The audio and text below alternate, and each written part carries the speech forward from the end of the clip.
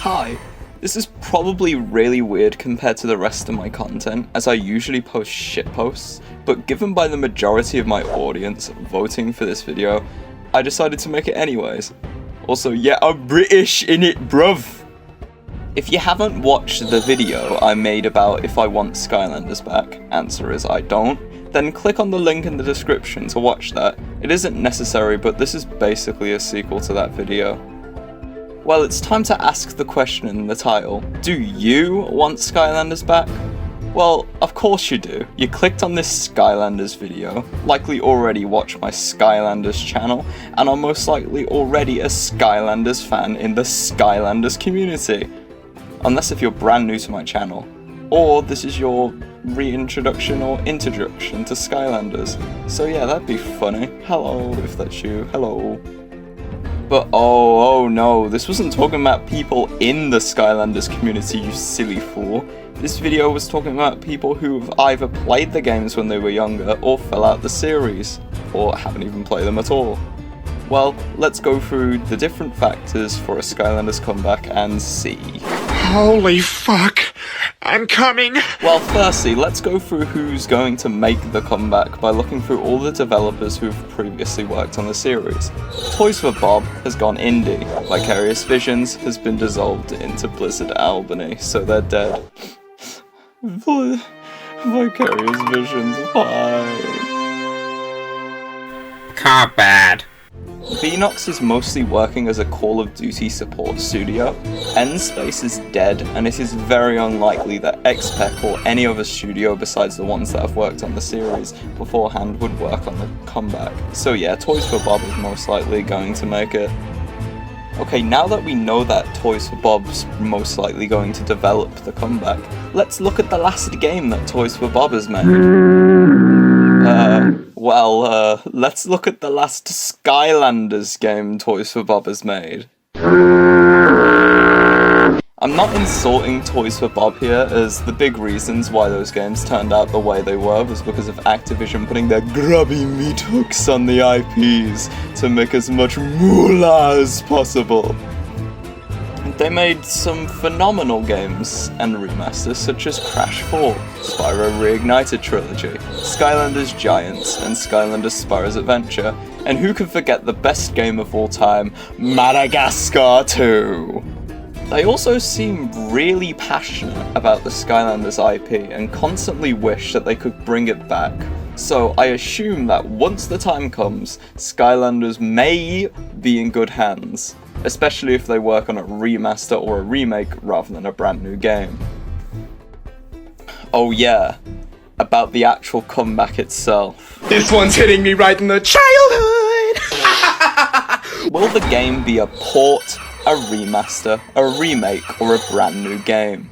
Sorry to the 7 people who want, like, a brand new game first, but that just isn't happening at all, Chief.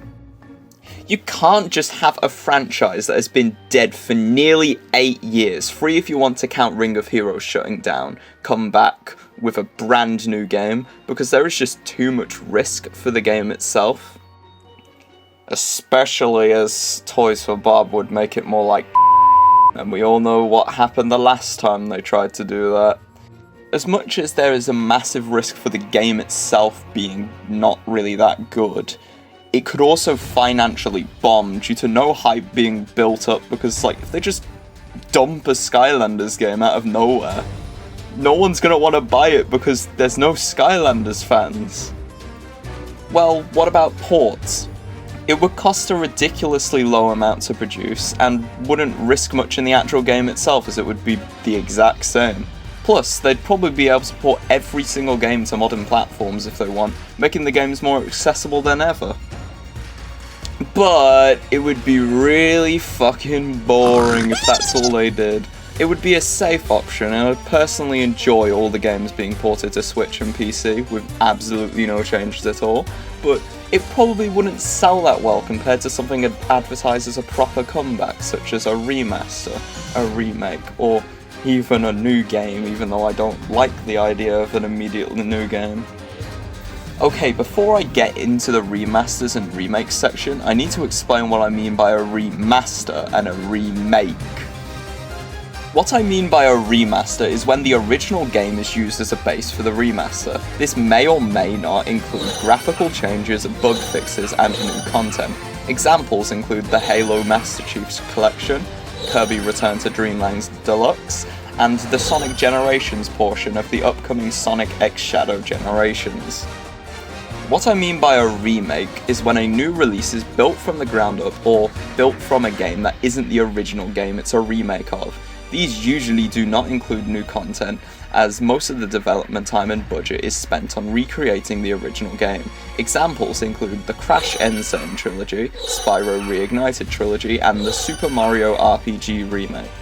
I believe that we are way more likely to receive a remaster over a remake because all of the games were designed for the Wii onwards, and it is incredibly rare to see a ground-up remake of a game that originally came out on the 6th generation of consoles. A remake isn't impossible though, as they could use the remake as a base for a brand new game on another engine, such as the Unreal Engine. But this would also be unlikely in my opinion, due to the games that they would most likely remake or remaster.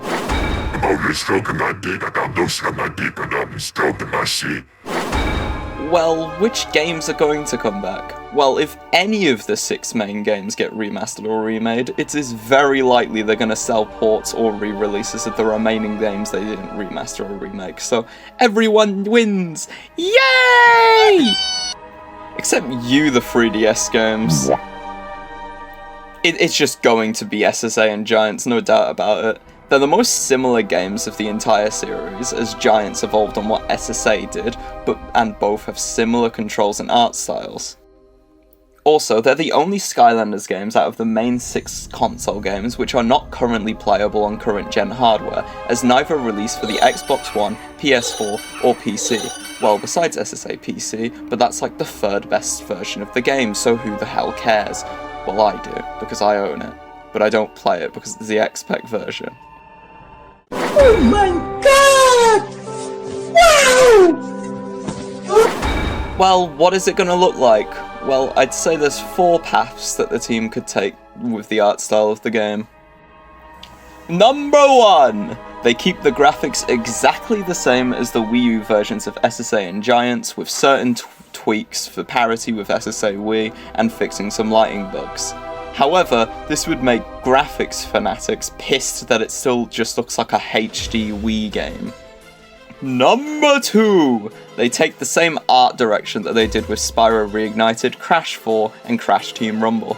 This would look pretty nice if done right, but we have no frame of reference for how Skylanders characters would look in the art style besides a balloon.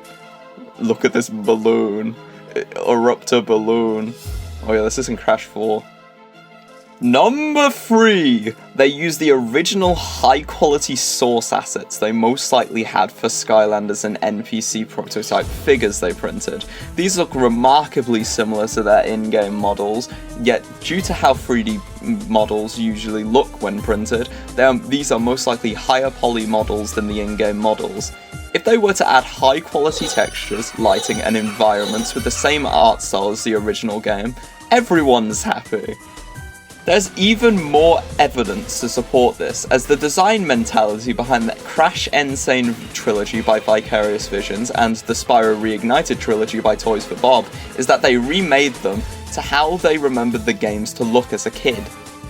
However, Toys for Bob developed SSA and Giants themselves, so they may want to make the game look like their original vision for what they wanted the game to look like.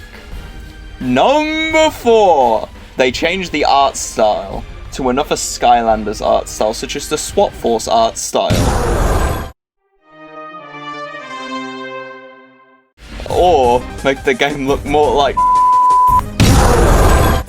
This is a possibility, but I don't really want this happening again to other characters. Ah! Well, what are some cool features they could add to the comeback?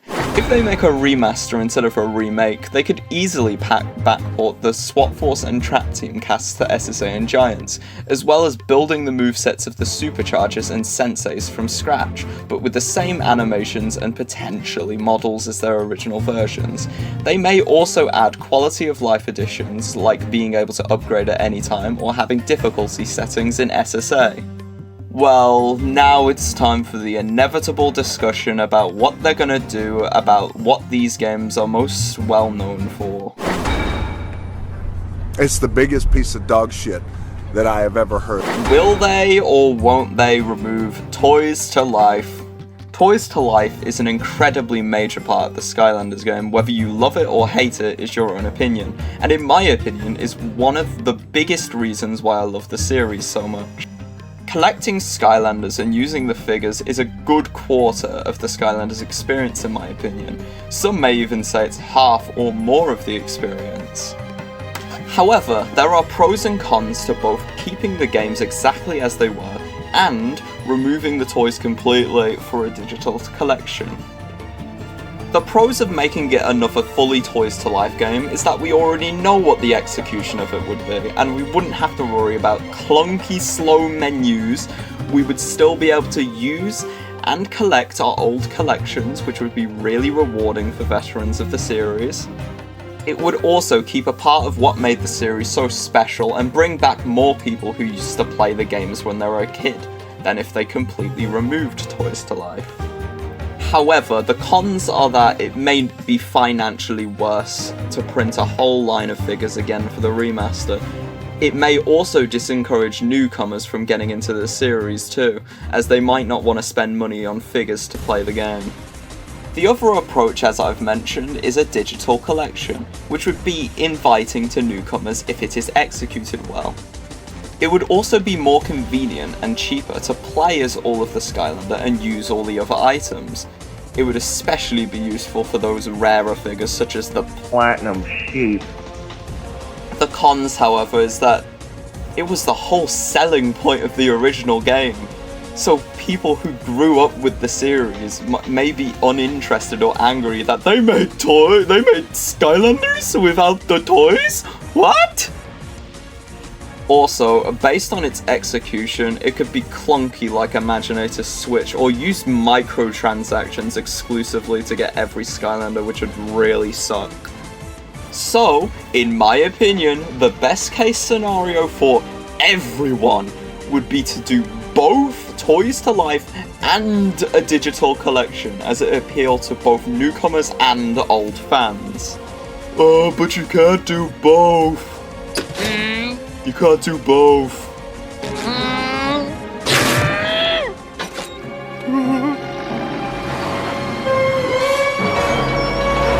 The only real cons to doing both is that those who would loathe Toys to Life wouldn't want to play the game. But I don't think they'd be the ones buying a Skylanders comeback in the first place, so who fucking cares? I mean, if they include Toys to Life as an option, like, they may also have to print the figures again or release a portal, which may be a potential con, but I think the pros outweigh having to choose one or the other. I hope she made lots of spaghetti!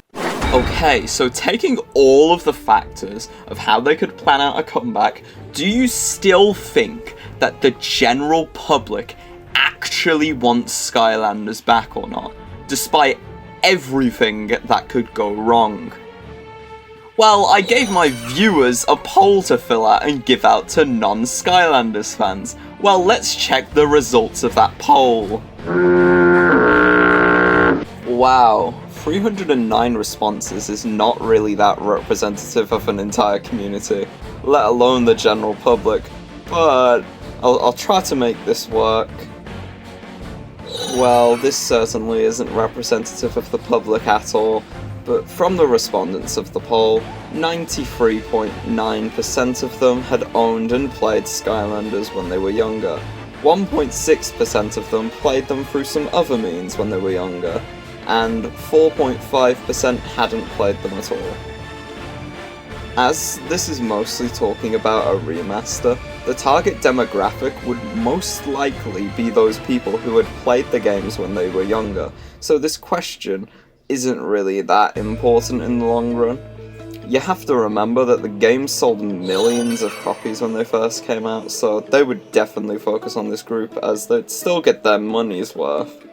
Yeah, this is definitely not representative of the public at all. 72.2% of them say that they're currently a part of the community, 18.1% are unsure if they're in the community, and 9.7% are not in the community at all.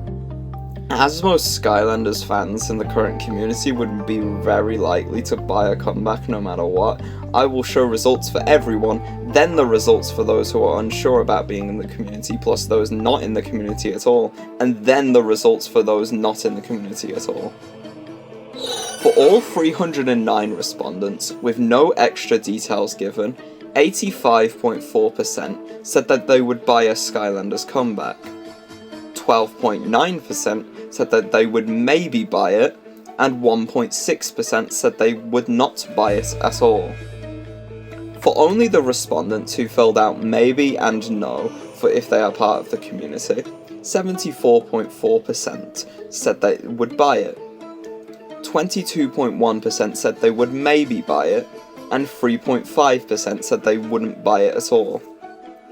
For only the respondents definitely not part of the community currently, 53.3% said they would buy it, 36.7% said they would maybe buy it, and 10% said that they would not buy it at all.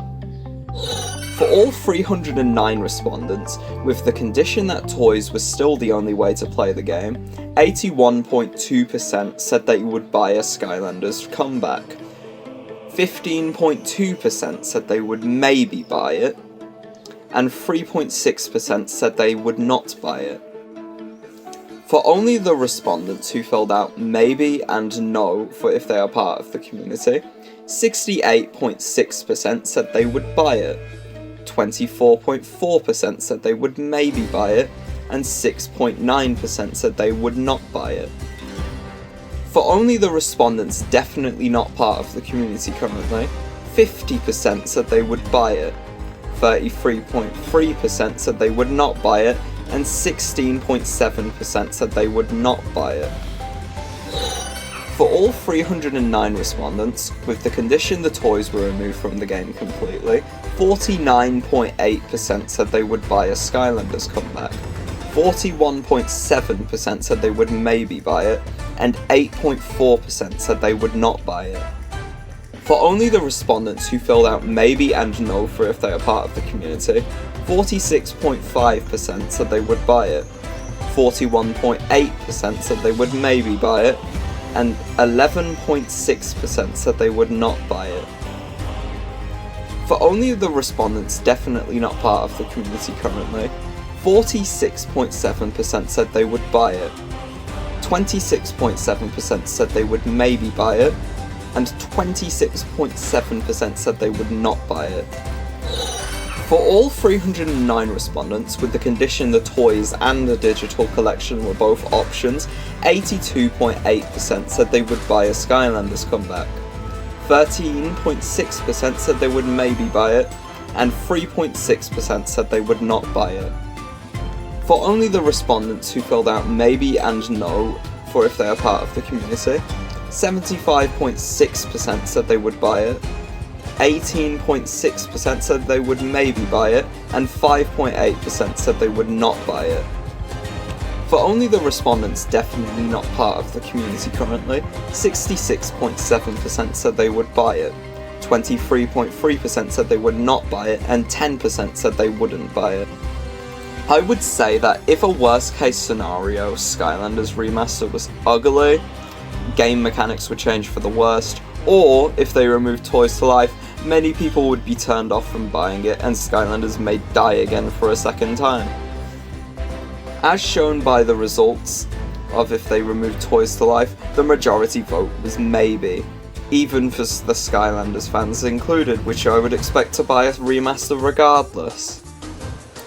If it is good though, I still think people may pay for the remaster and the series may come alive again, as shown by these results. However, these are most likely incredibly biased due to the small sample of votes, so make sure to vote in the poll and give it to non-Skylanders fans. It's in the description. So yeah, due to the incredibly low amount of votes I got and the incredibly high amount of Skylanders fans that responded, make sure to take these results with a heavy grain of salt. These are definitely not accurate in the slightest at all, but just a general, just a general look at what the results may look like. So yeah, big grain of salt. Also, regardless of if a Skylanders remaster is good or not, this is the Destocked plus Rebalanced team the millisecond a Skylanders remaster is announced.